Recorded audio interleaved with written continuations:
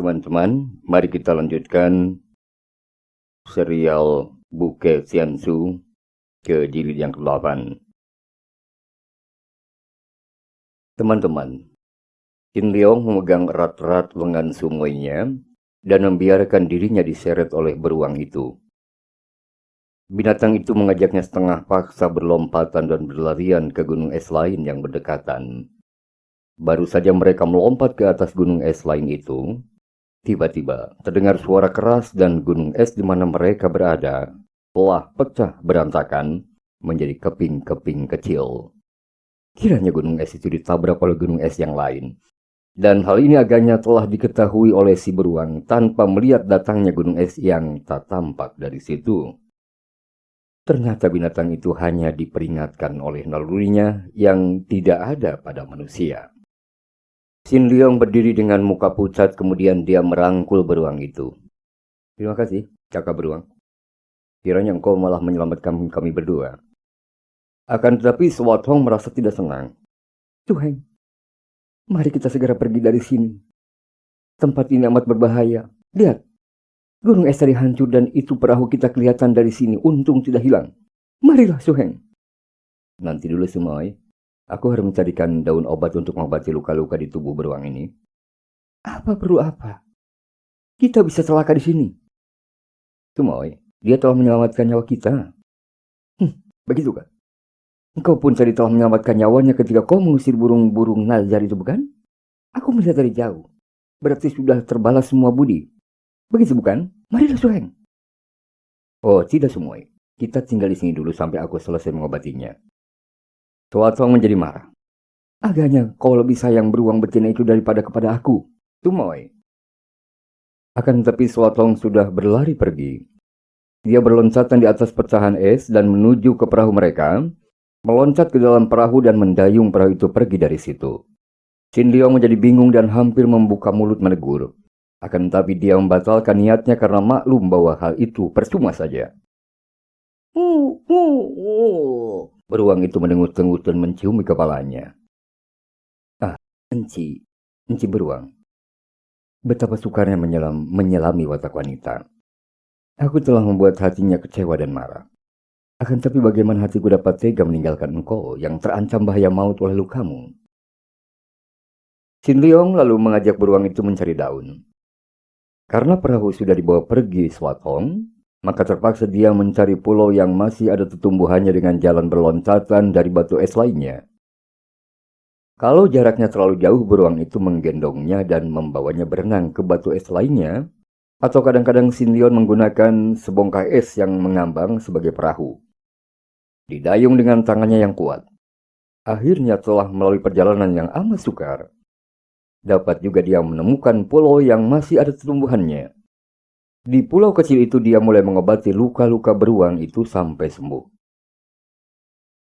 Pada suatu hari dia melihat sebuah perahu kosong terbalik mengambang tidak jauh dari pulau. Dia merasa girang sekali. Cepat menyuruh beruang mengambilnya, dan hatinya terharu ketika mengenal perahu itu sebagai sebuah di antara perahu pulau es. Tentu penumpangnya telah nyenyak di telan badai. Demikian pikirnya. Dia lalu membuat dayung dari cabang pohon. Setelah beruang hitam itu sembuh benar, dia lalu melompat ke perahu dan mendayungnya meninggalkan pulau. Akan tetapi tiba-tiba beruang itu terjun ke air dan berenang mengejar perahunya. Hei, kakak beruang, kembalilah. Engkau sudah sembuh. Dan aku harus pergi mencari Sumoy. Beruang hitam itu mengeluarkan suara mengeluh dan mukanya seperti orang menangis. Qin Liang tersenyum. Kau hendak ikut ya? Nah, loncatlah ke atas. Seolah-olah mengerti arti kata Qin Liang, beruang itu lalu meloncat ke dalam perahu. Kini mukanya kelihatan berseri, matanya bersinar-sinar, dan lidahnya terjulur keluar seperti sikap seekor anjing yang kegirangan. Kau boleh ikut sampai aku dapat menemukan kembali Sumoy, kata Qin Liang. Kalau Sumoy tidak menghendaki kau ikut, kau harus kutinggalkan karena kau telah sembuh. Demikianlah Qin Liang kini melanjutkan perjalanan mencari pulau neraka. Dari puncak sebuah gunung es, dia dapat melihat dari jauh dan kini dia tahu di mana letaknya pulau neraka. Beruang yang kini menggantikan tempat Swatong menjadi temannya berlayar itu kelihatan girang sekali ketika perahu meluncur. Binatang itu telah jinak benar-benar.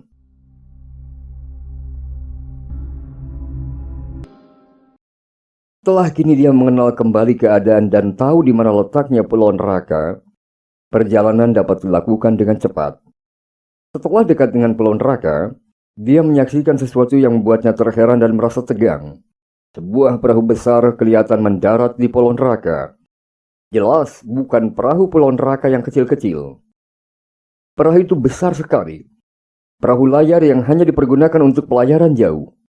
Dan perahu itu pun dalam keadaan payah. Jelas kelihatan bekas diamuk badai. Tiang layarnya patah, layarnya cabik-cabik dan perahu itu tidak ada orangnya sama sekali. Berdiri miring di pantai Pulau Neraka. Apakah yang telah terjadi di Pulau Neraka? Ternyata bahwa seperti juga pulau lain, Pulau Neraka tidak luput dari amukan badai. Hanya karena letaknya agak jauh dari pusat amukan badai, maka penderitaannya tidak sehebat pulau lain, terutama Pulau Es. Air yang juga naik tinggi dan menenggelamkan setengah bagian pulau ini. Banyak pula penghuninya yang tidak keburu lari ke tempat tinggi, lalu diseret dan ditelan badai. Perahu-perahu lenyap, pohon-pohon yang berada di tepi pantai bobol semua. Dan setelah badai mereda, sebuah perahu besar terdampar di tepi pantai. Perahu itu adalah perahu bajak laut. Setelah air menyurut, para bajak laut yang terdiri dari 25 orang itu segera mendarat.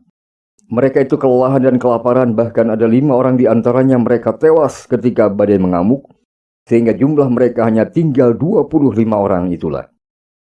Mereka mendarat dikepalai oleh Raja Bajak yang memimpin mereka, raja yang amat terkenal di sepanjang pantai muara-muara sungai Huangho dan Yangtze. Kepala bajak ini adalah seorang laki-laki tinggi besar yang buta sebelah matanya. Mata kirinya yang buta karena tusukan pedang lawan dalam pertandingan, kini ditutupi oleh sebuah kain hitam, sehingga ia kelihatan lebih menyeramkan lagi. Tubuhnya tinggi besar. Dan di antara para pelayan dan pedagang yang suka berperahu, dia dikenal sebagai Tok Gan Hai Long atau naga laut mata satu. Sedangkan nama aslinya adalah Kuan Sek. Mereka sama sekali tidak tahu bahwa perahu mereka yang diamuk oleh badai dahsyat itu telah mendarat di Pulau Neraka. Andai kata tahu juga, mereka tentu tidak merasa takut. Karena pada waktu itu nama Pulau Neraka hanya dikenal oleh orang-orang Pulau Es. Untuk dunia ramai, yang dikenal hanyalah Pulau Es, yang dikenal sebagai tempat yang hanya terdapat dalam sebuah dongeng. Betapapun juga, Pulau Es merupakan nama yang ditakuti oleh semua orang termasuk para bajak. Akan tetapi karena pulau di mana perahu mereka mendarat bukanlah Pulau Es, melainkan pulau yang hitam penuh tumbuhan, mereka menjadi berani. Setelah badai mereda dan air menyurut, mereka lalu menyerbu ke tengah pulau. Untung bagi mereka bahwa badai yang amat dahsyat itu membuat air laut naik dan mengamuk di daratan pulau sehingga binatang-binatang berbisa pun menjadi panik dan ketakutan lari. Lari bersembunyi dan belum berani keluar. Andai kata mereka itu berani menyerbu pulau dalam keadaan biasa, tentu mereka akan menjadi korban binatang-binatang itu dan sukarlah dibayangkan akan apa jadinya. Mungkin sekali tidak ada di antara mereka yang akan dapat lolos betapapun liar, ganas, dan lihai mereka itu. Dapat dibayangkan betapa heran dan girangnya hati para bajak itu ketika mendapat kenyataan bahwa di tengah pulau itu terdapat pondok-pondok yang dibuat oleh manusia. Akan tetapi keheranan mereka segera berubah menjadi kekagetan hebat ketika para penghuni pulau itu menyambut mereka dengan serangan dahsyat tanpa peringatan apa-apa. Karena mereka adalah bajak-bajak yang sudah biasa berkelahi dan mengadu nyawa. Maka serbuan para penghuni Pulau Neraka itu mereka sambut dengan gembira. Mereka mengira bahwa penghuni pulau itu adalah orang-orang biasa saja. Maka besar sekali kekagetan mereka ketika mendapat kenyataan betapa kurang lebih 20 orang, yaitu sisa penghuni Pulau Neraka yang tidak dibasmi oleh badai, yang berani menyambut mereka dengan serangan itu rata-rata memiliki kepandaian hebat.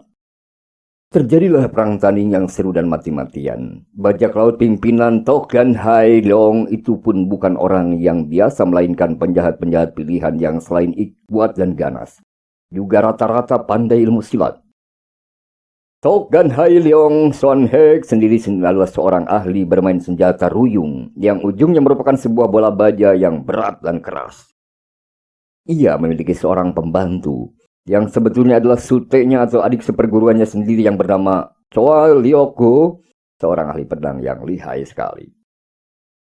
Para penghuni Pulau Neraka masih terguncang oleh amukan badai.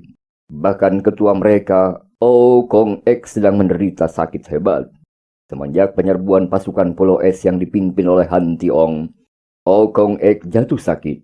Mungkin karena dia merasa terlalu marah, dan mungkin juga karena usianya yang sudah tua. Penyerbuan dari Pulau Es itu merupakan hal yang amat menyakitkan hatinya, dan juga hati para penghuni Pulau Neraka.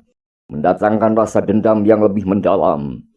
Apalagi ketika melihat catatan pengobatan dari Kwa Sin Leong telah dihancurkan oleh Han Ti Leong.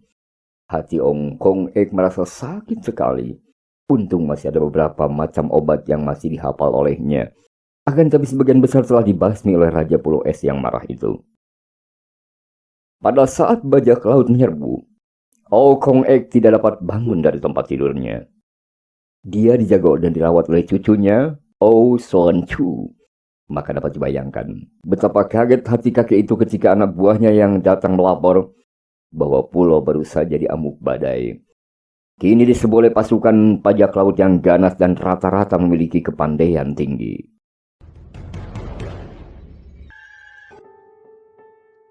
Ke barat! Kakek itu meloncat bangun akan tapi terguling kembali.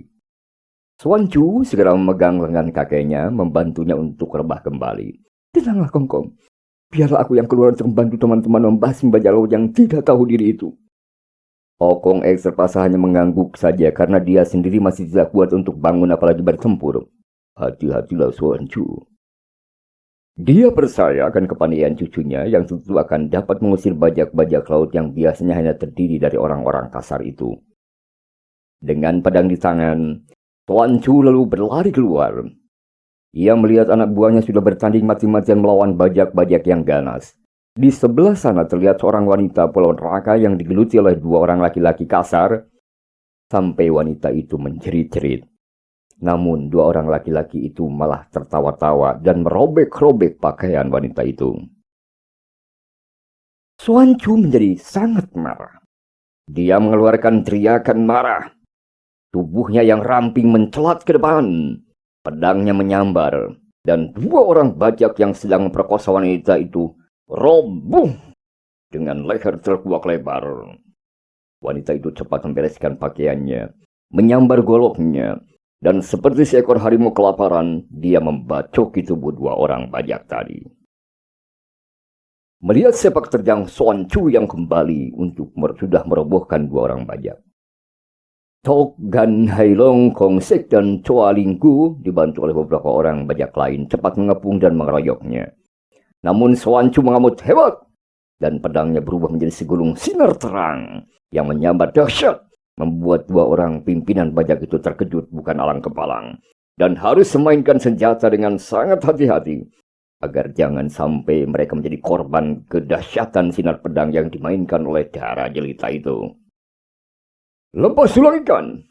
Tiba-tiba kepala bajak itu memberi aba-aba kepada sutenya dan berdua mereka telah meloncat mundur membiarkan anak buah mereka yang 4 orang bajaknya atau banyaknya melanjutkan pengeroyokan. Mereka berdua lalu mengayun tangan berkali-kali ke arah Suan Chu. Sinar lembut bertubi-tubi menyambar ke arah darah itu dari depan dan dari belakang. Darah itu memandang rendah senjata rahasia mereka. Dia adalah seorang darah Pulau Neraka. Sudah terlalu banyak racun dikenalnya, bahkan dia telah menggunakan obat anti racun, maka dia tidak terlalu khawatir ketika sebuah di antara senjata rahasia lawan yang lembut itu mengenai pahanya. Akan tetapi, betapa kagetnya ketika dia merasa kakinya itu setengah lumpuh dan begitu dia menggerakkan pedang, tubuhnya terhuyung, kepalanya pening. Dia berseru nyaring, lebih banyak heran daripada khawatir. Darah itu tidak tahu bahwa lawannya menggunakan amki atau senjata gelap berupa tulang berbentuk duri dari sirip semacam ikan laut yang berbisa. Bisa dari ikan laut itu tentu saja dapat disamakan dengan bisa dari binatang darat. maka bisa yang asing ini tidak dapat ditolak oleh obat anti racun yang dipakainya. "Sudah, tangkap nona manis ini!" teriak Kuan Sek dengan girangnya. Akan tapi tiba-tiba terdengar suara gerengan yang sangat dahsyat dan yang membuat mereka kaget bukan main. Dua orang bajak mendengar suara itu dekat sekali di belakangnya. Mereka segera menengok dan mereka lantas pula terjengkang dan merangkak untuk melarikan diri dengan ketakutan. Kiranya yang mengerang itu adalah seekor binatang raksasa hitam yang menakutkan. Seekor beruang yang lebar moncongnya cukup untuk mencaplok kepala mereka.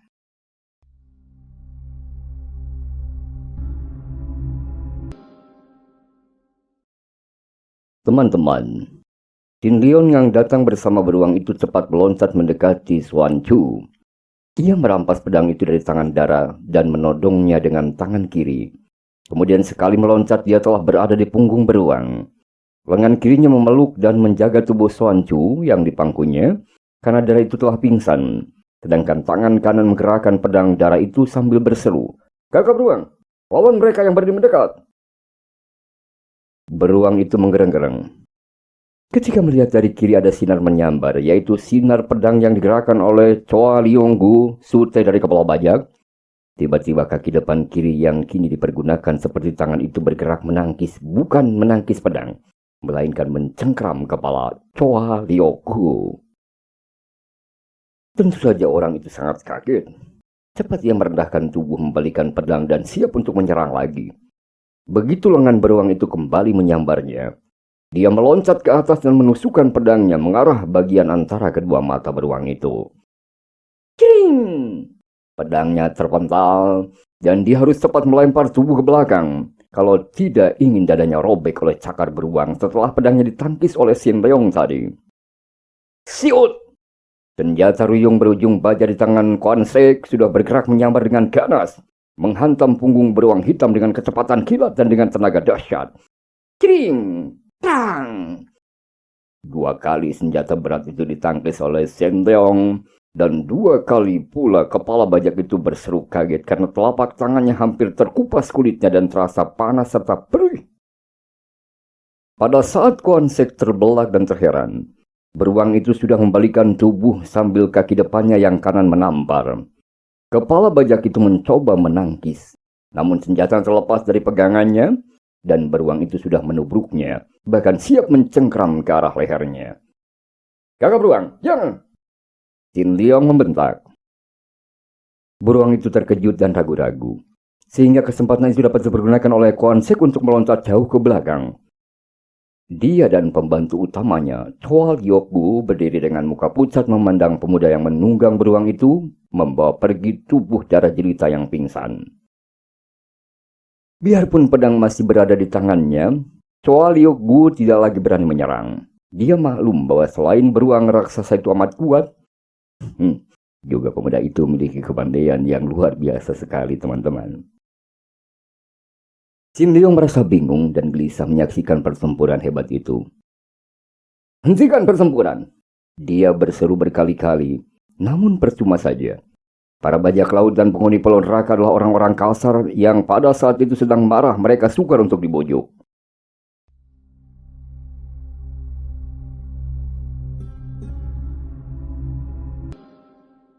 Tiba-tiba terdengar suara melengking tinggi dan panjang. Suara itu segera disusul suara berdengung-dengung dan berdesis-desis.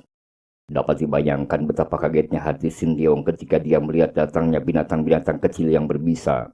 Ular, kelabang, kalajengking, dan sebangsanya. Berdatangan dari semua penjuru. Merayap cepat, seolah-olah digerakkan oleh suara melengking itu. Dan yang lebih mengerikan lagi, lebah-lebah putih datang pula berterbangan. Saking kagetnya Xin Liong melompat turun dari punggung beruang. Kini beruang itu pun terkejut dan ketakutan. Seolah-olah binatang raksasa itu sudah mengerti bahwa bahaya maut datang mengancamnya. Apa yang terjadi? Xuan Chu mengeluh dan siuman dari pingsannya. Xin Liong agak lega melihat Dara itu sudah siuman. "Bagaimana lukamu?" tanyanya. "Nyeri sekali, panas." Siapa yang memimpin binatang-binatang berbisa itu? Tuan Chu segera turun dari pondongan Sin Leong. Cepat pergunakan obat penolak ini. Dia mengeluarkan sebungkus obat penolak dari ikat pinggangnya. Setelah menaburkan obat bubuk di sekeliling mereka bertiga, yaitu Tuan Chu, Sin Leong, dan beruang betina, Tuan Chu berkata lagi, Sin Leong, tolong kau tangkap si mata satu itu. Aku membutuhkan obat penawar racun amginya, yaitu senjata gelapnya. Melihat betapa wajah darah itu pucat sekali, tanda menderita kenyerian hebat, Sin Leong maklum bahwa tentu darah itu terkena senjata rahasia yang mengandung racun luar biasa sekali. Maka tanpa menjawab tubuhnya mencolot ke arah Kuan Sek yang masih bengong memandang ke depan. Mata Kuan Sek terbelah ketika melihat betapa anak buahnya mulai menjadi korban pengeroyokan binatang-binatang berbisa. Maka ketika tubuh Sin Leong menyambar, dia terkejut sekali, mengira bahwa pemuda itu akan menyerangnya. Dia tadi sudah mengambil kembali senjatanya. Maka tanpa banyak cakap lagi dia sudah mengayun senjatanya menghantam ke arah Sin Leong. Pemuda ini tadi telah melepaskan pedangnya. Melihat betapa dia disambut serangan dahsyat, cepat dia miringkan tubuhnya, membiarkan senjata berat itu lewat. Secepat kilat, kedua tangannya lalu menyambar. Sebelum Kuan Sek tahu apa yang terjadi, senjatanya telah terampas dan dibuang oleh pemuda itu, sedangkan tubuhnya sudah diangkat dan dipanggul seperti seorang anak kecil saja. Percuma dia meronta, karena pemuda itu sudah meloncat seperti terbang. Ia kembali dalam lingkaran obat penolak yang ditaburkan Tuan Chu. Kuan Sek menggigil. Selain dia maklum betapa lihainya pemuda ini, juga dia merasa ngeri sekali menyaksikan apa yang terjadi di luar lingkaran obat bubuk itu.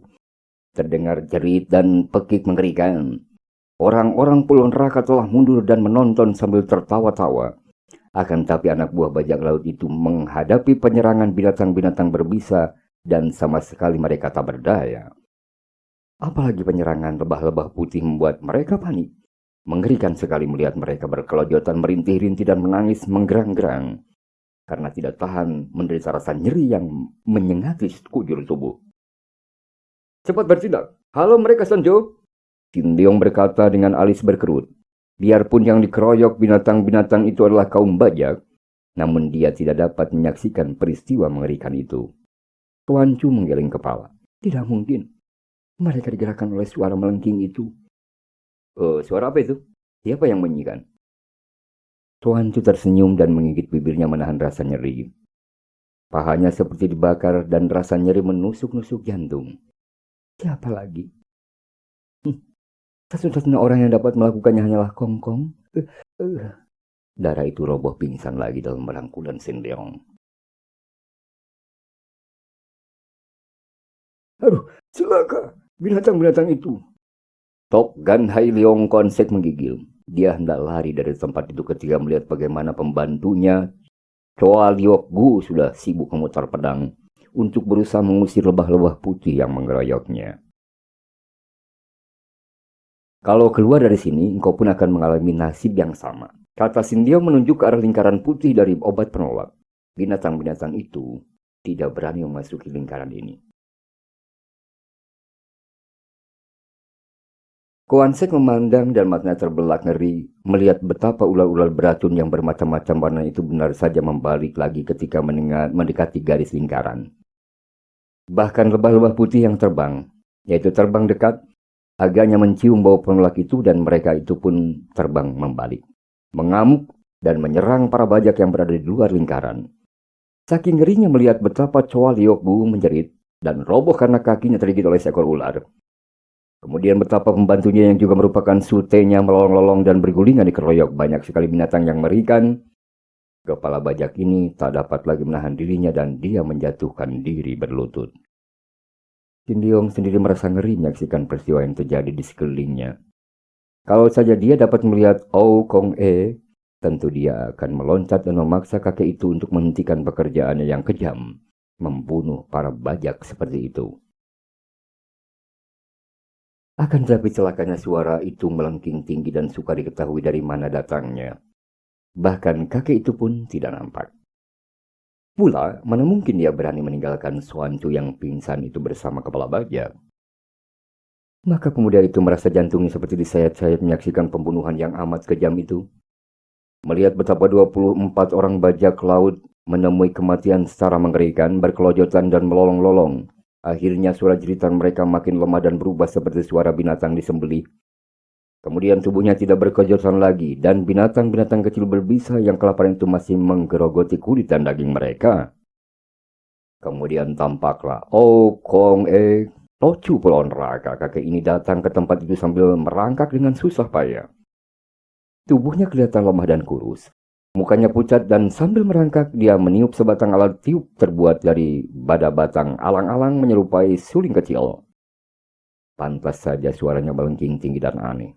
Beberapa orang anggota Pulau Neraka segera maju dan mengangkat ketua mereka, memapahnya datang. Kini binatang-binatang itu berangsur-angsur pergi setelah Kong merubah suara tiupan sulingnya. Akhirnya yang tinggal hanya mayat-mayat 24 orang bajak dalam keadaan mengerikan. Dan mayat 7 orang penghuni Pulau Neraka yang tewas dalam pertempuran.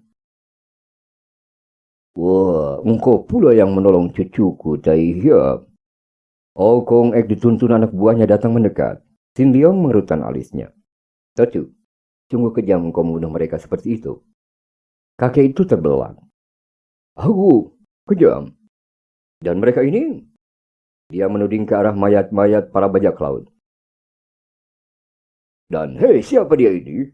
Bukanlah dia ini pemimpin mereka. Kong sudah melangkah maju menghampiri Kuan Sek yang berdiri dengan muka pucat. Tahan dulu, Tacu. Memang dia pemimpin bajak. Akan tapi nyawa cucumu berada dalam tangannya. Tuan Chu! Kong memandang tubuh Dara yang dipondong oleh Sin Leong dan dalam keadaan pingsan itu. Mengapa dia terkena senjata beracun? Jawab Sin Leong. Kemudian dia memandang Kuan Sek dan membentak. Ayo, kau berikan obat penawar senjata gelapmu. Tok Gan Hai Leong Kuan Sek adalah seorang yang sudah berpengalaman, seorang yang kenyang menjelajah di dunia Kol. Maka dia tentu saja cerdik sekali. Tadi ketika menyaksikan betapa semua anak buahnya juga sutenya tewas secara mengerikan, dia ketakutan setengah mati dan kehilangan akalnya. Akan tapi sekarang setelah dia melihat kesempatan untuk menolong diri, timbul kembali keberaniannya dan dia tersenyum. Agaknya kita telah salah masuk. Tidak tahu pula apakah ini dan siapa kalian ini. Tanyanya kepada Sin Leong. Karena dia merasa jeri sekali menghadapi pemuda yang dia tahu amat lihai dan sama sekali bukan tandingannya itu. Kau belum tahu, ini adalah Pulau Neraka dan dia itu adalah ketuanya. Jawab Sin Leong sambil menuding ke arah Kong Sedangkan nona ini, dia adalah cucunya. Maka kau harus cepat memberikan obat penawarnya. Mudah saja. Mudah saja memberi obat penawarnya. Kiranya kami telah memasuki sebuah pulau iblis dengan penghuni-penghuninya yang seperti iblis pula. Benar-benar kami telah membuat kesalahan besar. Orang mudah saja mengobati luka nona ini. Akan tapi bagaimana dengan aku sendiri? Anak buahku telah tewas semua, dan aku dalam cengkraman kalian. Engkau akan kusiksa, kucincang sampai hancur. Kong membentak. Boleh. Lakukan sekarang. Karena aku tidak takut mati setelah aku melihat bahwa aku mempunyai banyak teman, terutama sekali cucumu. Kalau orang tidak lagi menyayangkan kematian seorang darah jelita muda remaja seperti dia ini, apalagi kematian seorang tua bangka seperti aku. Biarlah aku mati ditemani oleh dua remaja atau darah remaja ini. Kong sudah marah sekali. Kedua tangannya dikepal sehingga suling batang alang-alang itu hancur di tangannya. Melihat kemarahan ketua Pulau Neraka itu, Sin Leong berkata, Tacu, apa yang dikatakannya benar. Sudah kuperiksa luka cucumu dan ternyata dia terkena racun yang aneh sekali yang belum pernah aku melihatnya. Maka biarlah kita menukar keselamatannya dengan keselamatan Xuan Chu. Betapapun juga, nyawa Xuan Chu jauh lebih berharga daripada kehidupan seorang sesat seperti dia. Baru itu omongan yang tepat. Tok Gan Hai Leong Konsek yang merasa mendapat angin berkata dengan dada dibusungkan. Dia tidak takut lagi sekarang. Nyawa ketua atau nyawa cucu ketua Pulau Neraka berada di tangannya. Apalagi yang takutinya? Iblis kebarat, ayo kau berikan obat untuk cucuku dan kau boleh minggat dari sini. Okong Ek membentak. Aku Tok Gan Hai Leong Konsek bukan seorang tolol. Dia lalu menoleh kepada Sin Leong. Orang muda, apakah kedudukanmu di Pulau Neraka ini? Dia memang tidak dapat menduga karena tadi dia mendengar ketua Pulau Neraka menyebut Tai Hiap atau pendekar besar kepada pemuda ini. Dan kalau ada yang dia percaya di situ, maka satu-satunya orang adalah pemuda ini. Aku bukan penghuni Pulau Neraka. Aku adalah seorang dari Pulau Es. Hah? Maka Song Gan Hai Leong yang tinggal satu ini, matanya terbelak dan mukanya menjadi pucat. Dia merasa seolah-olah dalam mimpi. Setelah bertemu dengan Pulau Neraka yang aneh dan mengerikan di mana semua anak buahnya tewas, dia bertemu pula dengan seorang pemuda sakti yang mengaku datang dari Pulau Es. Sebuah sebutan yang tadinya dikiranya hanya terdapat dalam dongeng tahayul belaka. Mimpikah dia? Ataukah dia sudah mati ditelan badai? Dan sekarang ini adalah pengalaman dari rohnya. Pulau Es? Dia berkata lirih. Sin Leong mengaguk tak sabar. Dia tadi mengaku sebenarnya siapa mengira kalau membuat kepala bajak itu menjadi termangu-mangu seperti orang sinting. Kalau begitu, aku hanya mau memberikan obat penawarnya. Jika engkau yang mengantarku sampai ke sebuah perahu di pantai Pulau Neraka ini. Jangan, kau tidak percaya padaku. Okong Ek membentak dan para pembantunya sudah mengangkat senjata mengancam. Terserah, bunuhlah aku. Aku tuh akan mati bersama dia ini nih. Sin Leong menyerahkan tubuh Suantu yang masih pincang kepada kakeknya. Kemudian berkata, Otocu, biarlah kita memenuhi permintaannya. Harap sediakan perahu untuknya.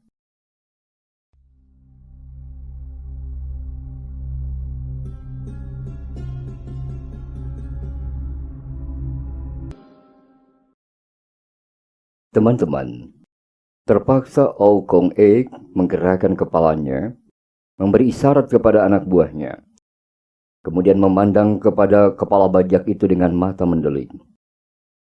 Koan Sek lalu berjalan bersama Sin Leong dan dua anak buah Pulau Neraka menuju ke tepi laut. Setelah sebuah perahu dipersiapkan, kepala bajak itu mengeluarkan sebuah benda dari dalam sakunya. Benda itu ternyata adalah seekor kuda laut sebesar ibu jari tangan yang sudah kering. Nona itu terkena racun yang terkandung dalam duri ikan yang tidak dapat diobati kecuali dengan ini nih. Tumbuklah hingga menjadi bubuk dan masak. Lalu minumkan airnya. Tentu dia akan sembuh.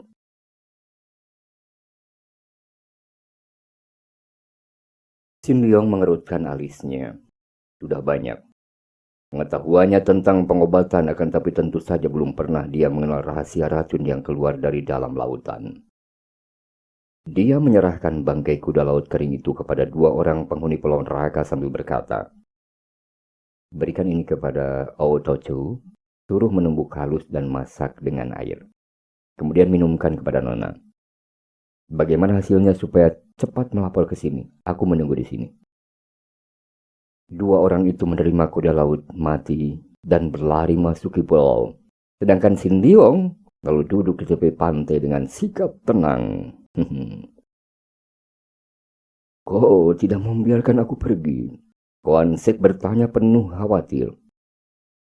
Jangan tergesa-gesa, jawab Sin Leong.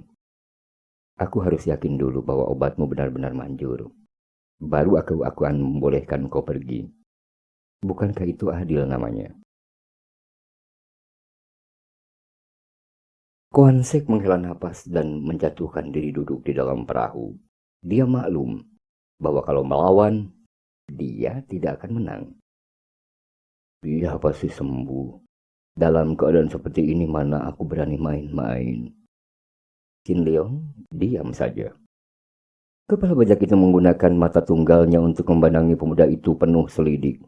Kemudian bertanya, "Orang muda, benarkah engkau dari Pulau Es?" Tin Liong mengangguk. "Dan siapa namamu?" "Kau Sin Liong, mengapa engkau bertanya-tanya?" "Tadinya aku mengira bahwa Pulau Es itu hanyalah sebuah dongeng." Memang, sekarang hanya tinggal dongeng." Tin Liong berkata sambil merenung jauh membayangkan keadaan Pulau Es yang telah terbasmi oleh badai dan kini tinggal menjadi sebuah pulau kosong yang menyedihkan. "Huk, huk," terdengar suara. Tin Liong menoleh dan tersenyum. Enci beruang, kau menyusulku?" Beruang itu menghampiri dan memperlihatkan taringnya ketika dia melihat Koan Sek di atas perahu di depan pemuda itu.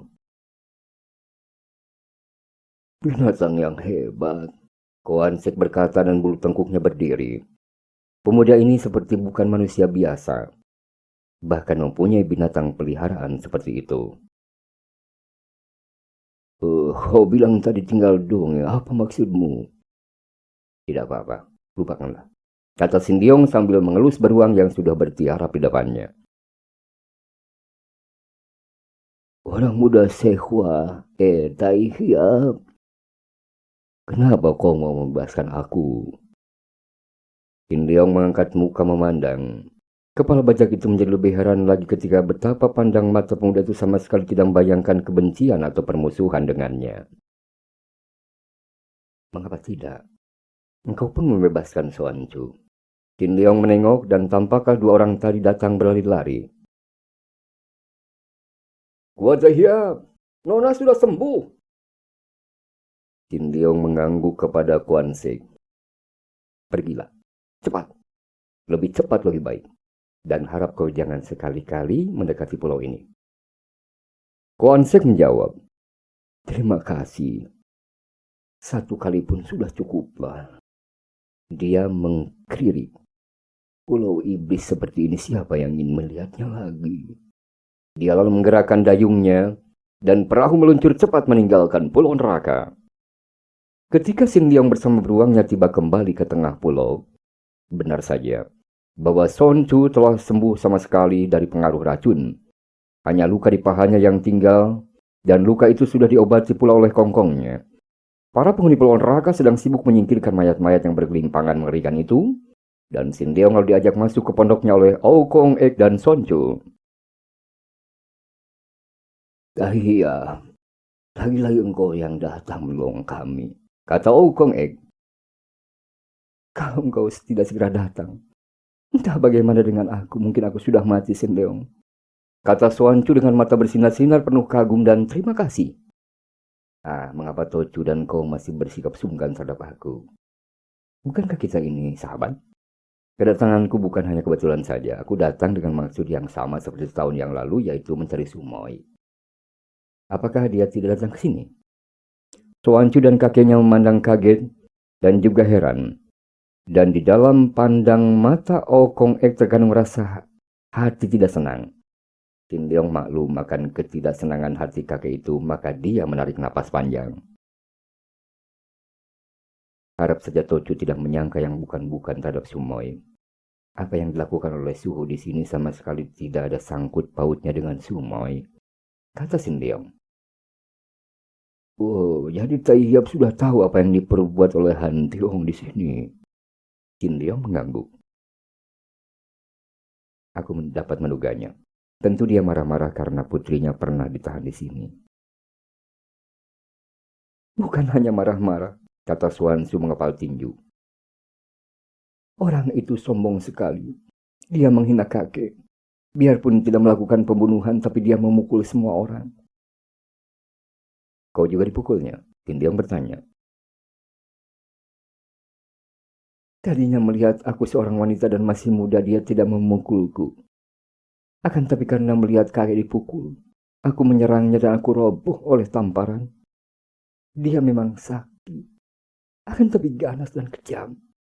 Bahkan semua catatanmu dihancurkan. Sekali waktu kami akan menuntut balas. Kami akan menyerang Pulau Es." Tin Liong menarik napas panjang. Lupakan saja niat itu. Selain itu tidak baik, juga tidak ada gunanya. Kerajaan Pulau Es tidak ada lagi sekarang. Telah musnah. Apa maksudmu, Taihya? Kakek itu bertanya dengan mata terbelalak. Apa yang telah terjadi? Tuan Chu juga bertanya. Dilanda badai. Habis seluruhnya. Semua penghuninya termasuk suhu. Dan seluruh benda di sana habis terbasmi kecuali bangunan istana yang telah kosong sama sekali. Jin Liong lalu menuturkan dengan singkat malapetaka yang menimpa Pulau Es dan betapa secara aneh dan kebetulan saja dia dan semuanya terluput dari bencana. Kakek dan cucu itu mendengarkannya dengan melongo. Kemudian kakek itu bertepuk tangan dan tertawa bergelak.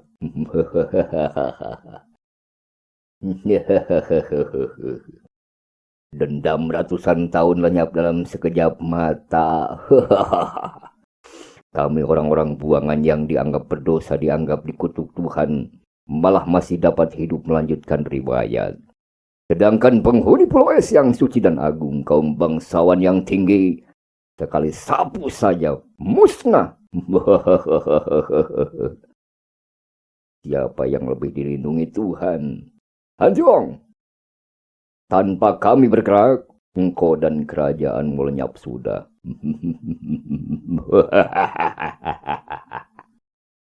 Kakek itu tertawa-tawa sampai air matanya keluar sehingga suka dikatakan apakah dia itu tertawa ataukah menangis. Mengapa Tai Hiap sekarang mencari Nona Swet Hong ke sini? Apa yang terjadi dengan dia?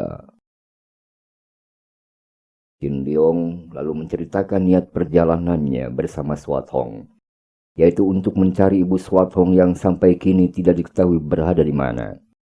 Dan betapa di jalan mereka menjadi bingung dan tersesat, karena badai telah menciptakan pemandangan yang berbeda di permukaan laut sehingga mereka mendarat di Pulau Es dan betapa dia menemukan beruang hitam.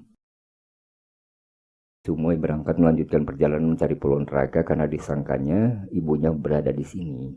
Sedangkan aku mengobati beruang. Jin Liang menutup ceritanya. Tentu saja dia tidak menceritakan kemarahan Swat Hong kepadanya. Apakah dalam beberapa hari ini dia tidak datang ke sini? Tuan Chu menjawab. Untung saja dia tidak datang, Sin Tai Hiap. Tuan Chu, mengapa engkau meniru kakekmu yang bersungkan kepadaku dan menyebut Tai Hiap segala, menyebutku pendekar besar? Mengapa? Biarlah pendekar besar, Tai Hiap, kata Okong Eng. Tidak pantas kalau dia menyebut namamu begitu saja. Dan kau memang menolong kami. Dan pantas disebut Tai Hiap atau pendekar besar. Karena kepandaianmu tinggi sekali. Kau katakan tadi untung Sumoy tidak datang ke sini. Mengapa? Tanya Sin Liong kepada Suan Chu. Andai kata dia datang tentu akan terjadi apa-apa yang tidak baik antara dia dan Kong Kong. Ketahuilah. Semenjak Raja Pulau Es yang datang mengacau di sini, Kong Kong jatuh sakit dan kebencian kami semua terhadap Pulau Es makin mendalam. Maka kalau semuanya yaitu Swat Hong datang, tentu akan terjadi hal yang tidak baik. Jawab Suan Chu. Tin Liong mengangguk-ngangguk. Dia merasa lega bahwa semuanya tidak mendahulinya datang ke Pulau Neraka. Akan tapi juga menimbulkan kegelisahannya karena dia jadi tidak tahu di mana semuanya yang pemarah itu kini berada.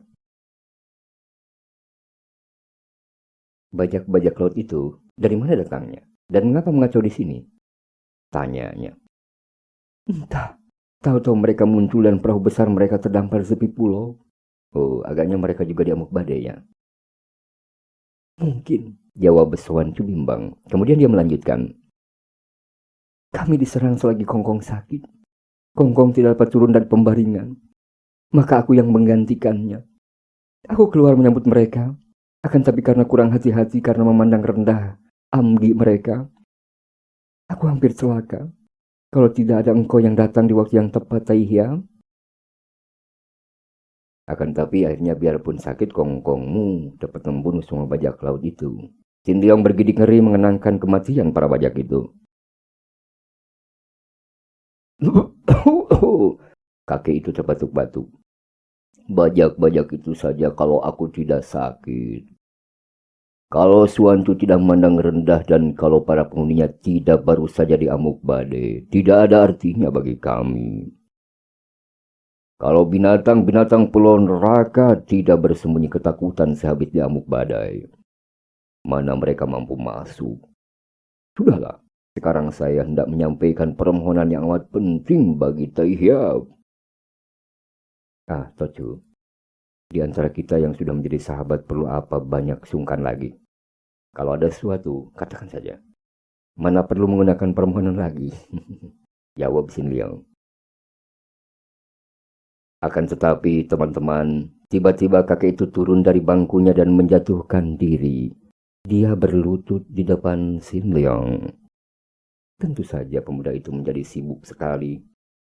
Cepat dia membangunkan kakek itu dan berkata, Tocu, harap jangan begini. Aku yang muda, mana berani menerimanya. Ada keperluan apakah? Katakan saja. Aku tentu akan membantumu sedapat mungkin. Sin Liang berkata dengan hati tidak enak, menduga akan menghadapi hal yang sulit. Setelah duduk kembali dan mengatur napasnya yang terengah-engah karena kesehatannya belum pulih kembali dan tubuhnya terasa amat lelah, kakek itu berkata, Tai Hiap, aku sudah tua dan tidak mempunyai keturunan selain Suancu. Tai Hiap sudah melihat sendiri keadaan di Pulau Neraka, yang merupakan tempat tidak baik untuk seorang darah seperti Suancu. Oleh karena itu, setelah kini kerajaan Pulau Es tidak ada, berarti bahwa Pulau Neraka telah bebas dan kami bukan orang-orang buangan lagi. Suancu juga bukan keturunan orang buangan lagi dan sewaktu-waktu kami boleh meninggalkan pulau ini. Karena itu, Tai Hiap, aku mohon dengan sepenuh hatiku, sudilah kiranya Tai Hiap membawa Suancu bersama dengan Tai Hiap untuk mengenal dunia ramai. Dan syukur kalau Tai Hiap dapat mengatur agar cucuku ini tidak usah lagi kembali dan tinggal di Pulau Neraka ini. Kuharap permohonan ini tidak akan ditolak oleh Tai Hiap. Sin Liang mengeruskan alisnya, permintaan yang sama sekali tidak pernah disangkanya. Akan tapi, Tocu, hendaknya diingat bahwa aku sendiri adalah seorang sebatang kara yang tidak mempunyai apa-apa. Tidak mempunyai tempat tinggal. Dan masih belum ku ketahui apa akan jadinya dengan diriku ini.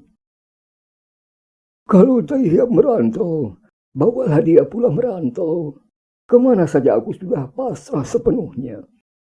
Baik dia akan Tai Hiap anggap sebagai sahabat, sebagai saudara, atau kalau mungkin dari lubuk hatiku kuharap sebagai calon jodoh Tai Hiap.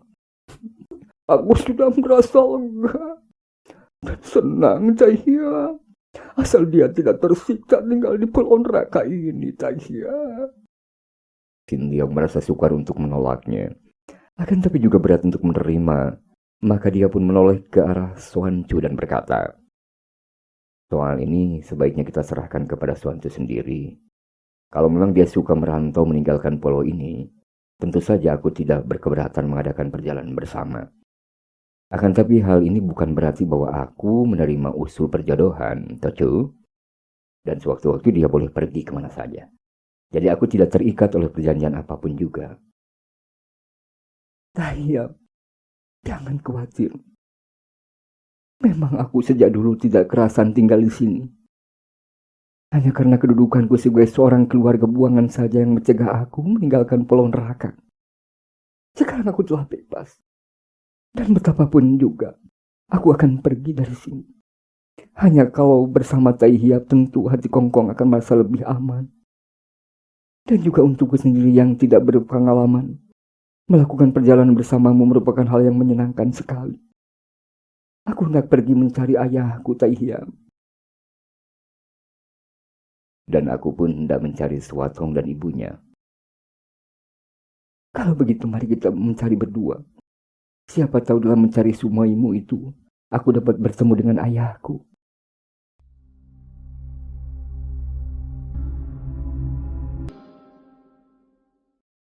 Teman-teman, setelah mendapat banyak pesan dan melihat Kongkongnya membawa pula bekal berupa pakaian dan sekantung emas simpanan Kongkongnya, berangkatlah Xuan Chu bersama Xin Leong meninggalkan Pulau Neraka dengan sebuah perahu.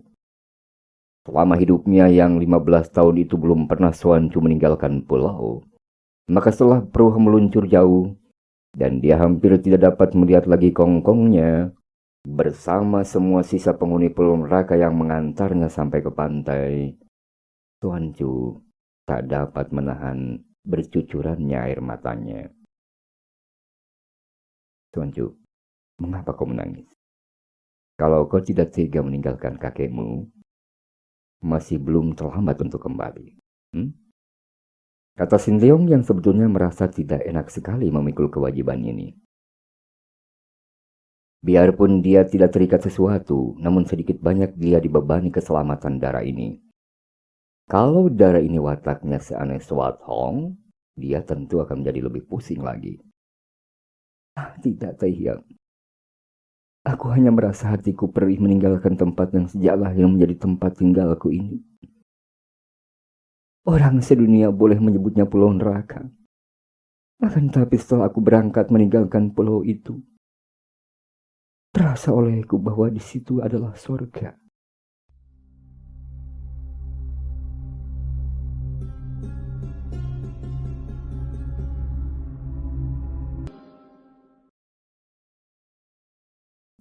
Teman-teman, Xin Leong tersenyum dan mendayung perahunya. Lebih cepat lagi. Pernyataan yang keluar dari mulut darah ini merupakan pelajaran yang amat penting baginya. Membuka matanya melihat kenyataan bahwa surga maupun neraka itu berada dalam hati manusia itu sendiri.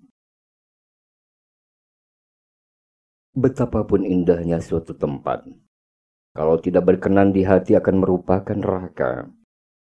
Sebaliknya, betapapun buruknya suatu tempat, kalau berkenan di hati akan menjadi sorga. Jadi, baik buruk, senang susah, puas kecewa, semua ini bukan ditentukan oleh keadaan di luar, melainkan ditentukan oleh keadaan hati dan pikiran sendiri.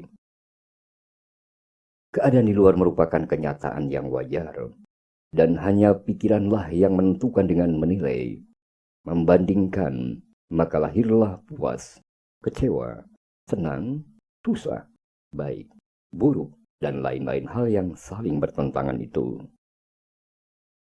Bahagialah orang yang dapat menghadapi segala sesuatu dengan mata terbuka, memandang segala sesuatu seperti apa adanya, tanpa penilaian, tanpa perbandingan. Orang bahagia tidak mengenal susah senang. Karena bahagia bukan susah, bukan pula senang. Bukan puas, bukan pula kecewa. Melainkan suatu keadaan di atas itu semua. Sama sekali tidak terganggu oleh pertentangan-pertentangan itu. Syah dan perahu yang ditumpangi Xin Leong dan Xuan Chu meluncur terus. Ujung depannya yang meruncing membelah air yang tenang seperti sebuah pisau membelah agar-agar biru. Xuan Chu sudah melupakan kesedihan hatinya. Kini darah itu memandang ke depan dengan wajah berseri dan mata bersinar-sinar penuh harapan akan masa depan yang berlainan sama sekali dengan keadaan di Pulau Neraka. Banyak sudah dia mendengar dongeng kakeknya yang juga hanya mendengar dari nenek moyangnya tentang keadaan di dunia ramai. Dan sekarang ini sedang menuju kepada kenyataan yang akan dilihatnya dengan mata sendiri.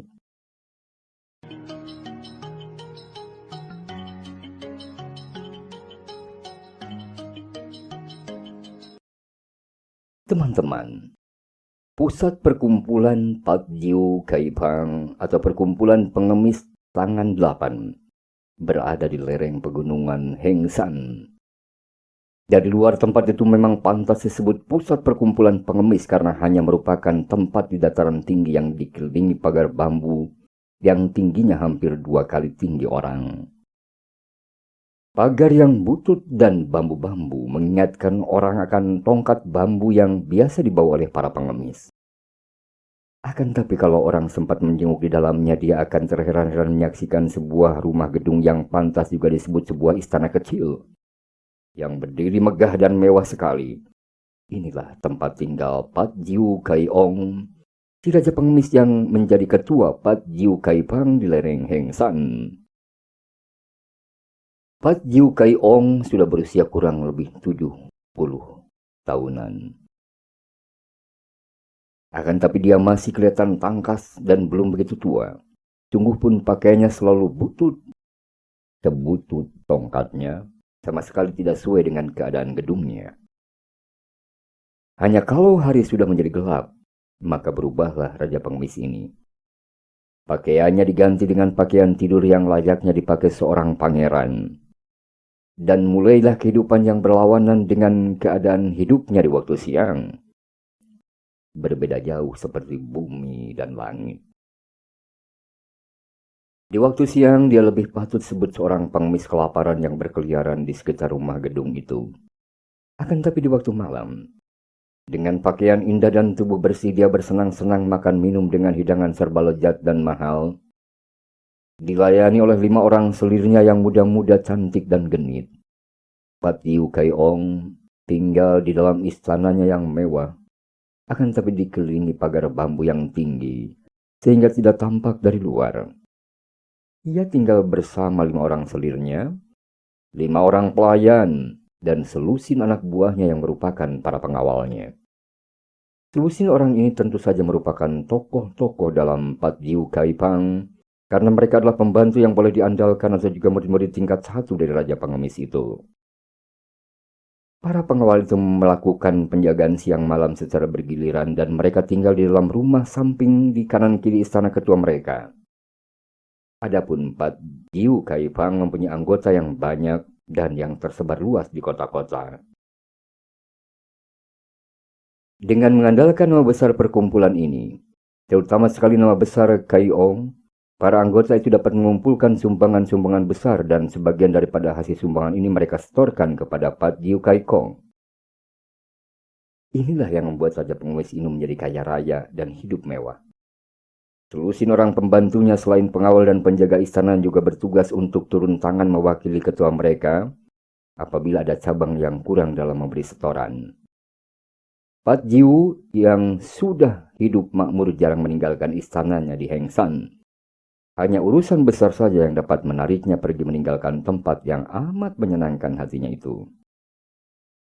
Kurang lebih 10-an tahun yang lalu dia ikut pula memperebutkan Sintong, si anak ajaib.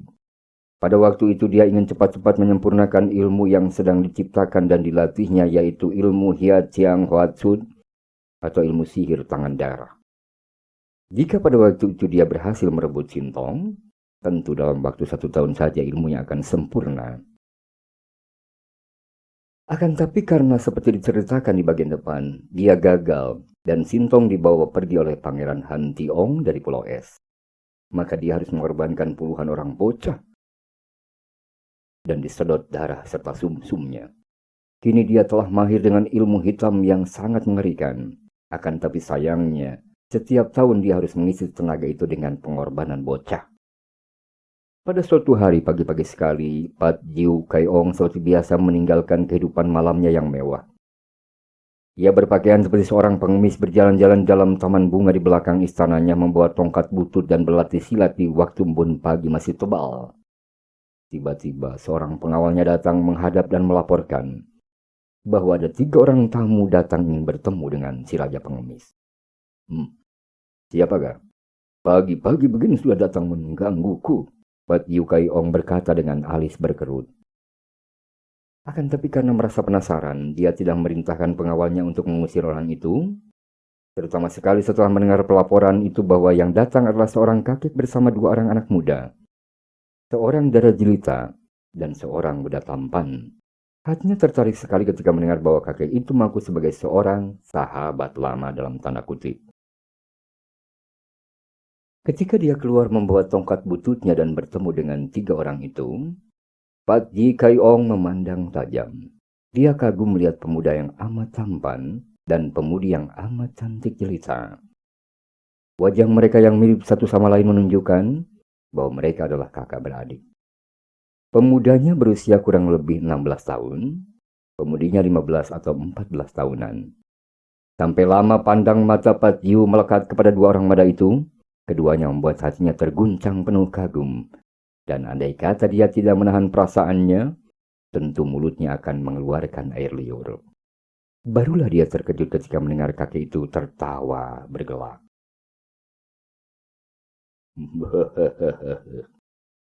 Bajil Gayong, kurasa engkau belum begitu pikun untuk melupakan dua orang anakku ini. Mereka adalah Sui Liang dan Sui Nio.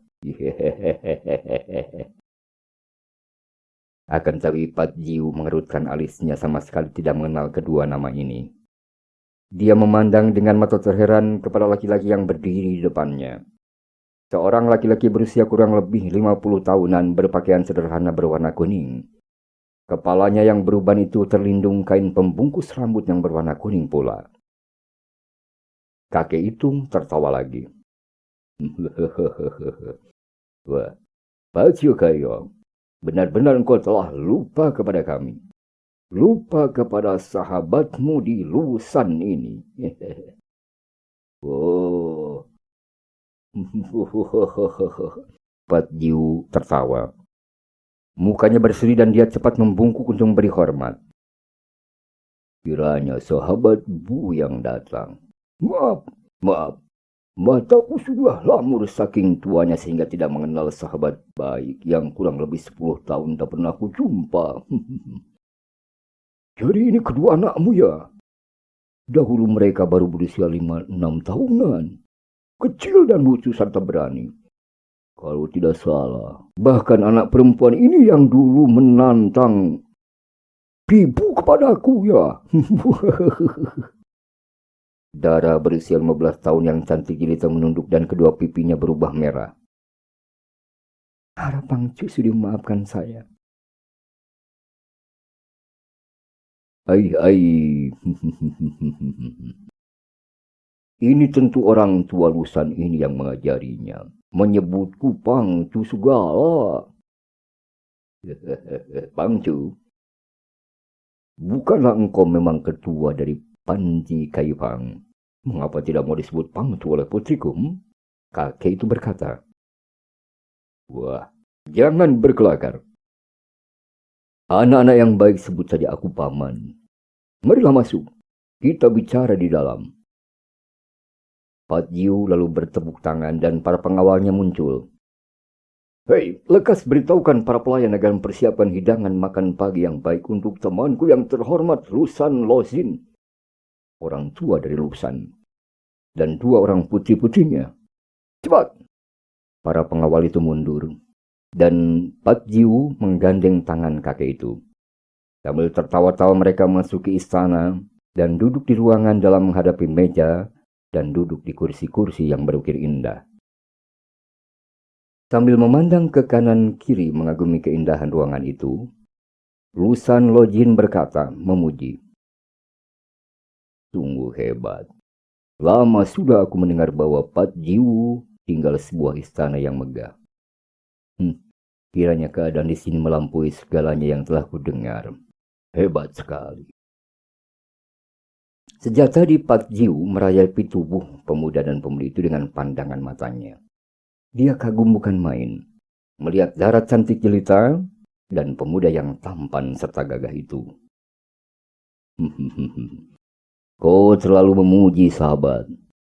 Aku tidak mengira bahwa hari ini tempatku yang buruk akan menerima kehormatan kedatangan seorang tamu agung. Seorang penolongku yang budiman bersama putra-putrinya yang begini elok.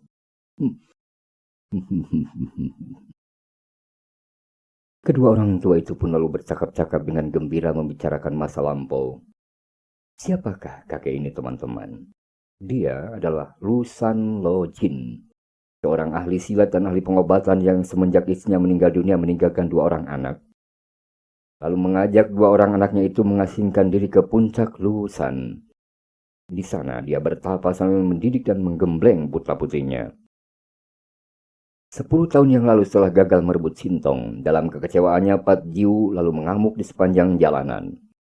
Menculik dan membunuhi bocah-bocah yang dianggapnya cukup sehat. Ketika dia tiba di kaki pegunungan Lusan, dia berada dalam keadaan keracunan hebat.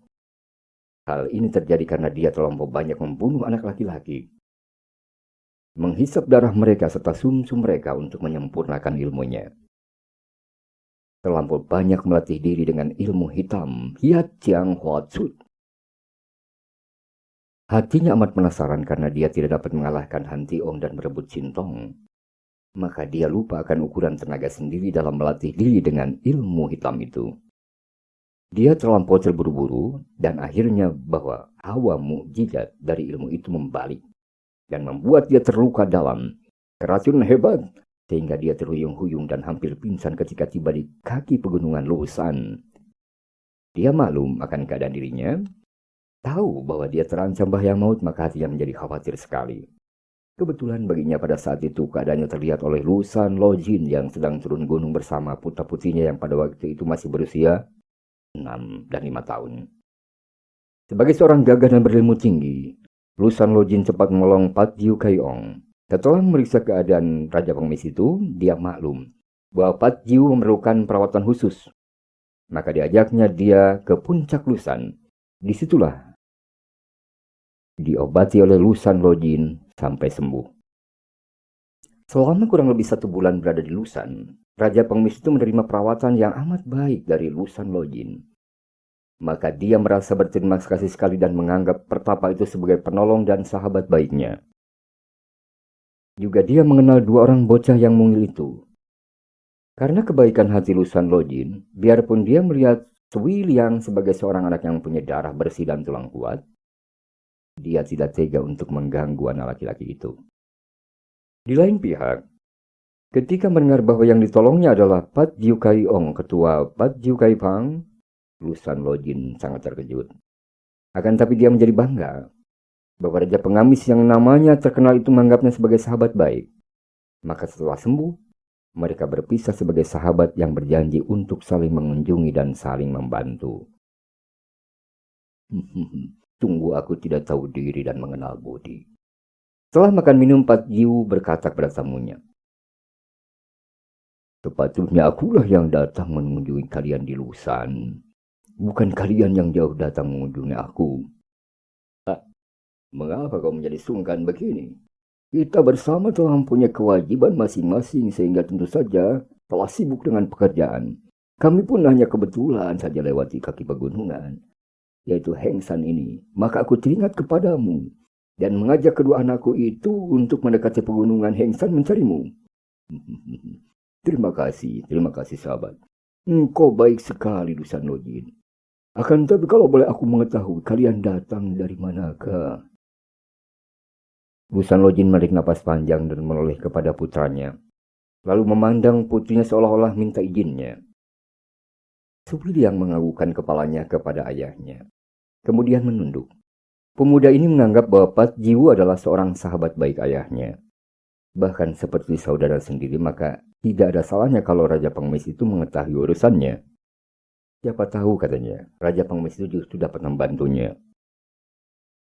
Kami baru saja datang dari Lokyang. Setelah melakukan perjalanan sejauh itu, ternyata sia-sia belaka usaha kami untuk mencari Tetok Siang Kuan Ho. Tetok Siang Kuan Ho? Ada urusan apakah engkau mencari racun bumi itu, Lusan Lojin? Sebetulnya urusan lama, sahabat. Urusan perjodohan semenjak kecil. Antara Tetok dan aku telah terdapat persetujuan untuk menjodohkan putraku Bu Sui Liang dengan putrinya yang bernama Siang Kuan Hui. Akan tetapi, setelah keduanya menjadi dewasa, tidak ada berita dari Tetok sehingga hatiku merasa khawatir. Aku sudah berusaha mencarinya, namun selalu sia-sia. Akhir-akhir ini aku mendengar bahwa dia berada di Lokyang. Akan tetapi setelah jauh-jauh kami bertiga mencarinya ke sana, ternyata dia tidak berada di sana pula. Sikap orang tua itu masih selalu aneh dan penuh rahasia, sahabat. Demikian. Dia menuturkan tentang perjalanannya. Teman-teman, alhamdulillah. Jilid yang ke-8 serial Bukexian karya Bapak Kopingho telah selesai kami kisahkan. Mohon maaf atas segala kekurangannya, mudah-mudahan besar manfaatnya. Terima kasih. Wassalamualaikum warahmatullahi wabarakatuh.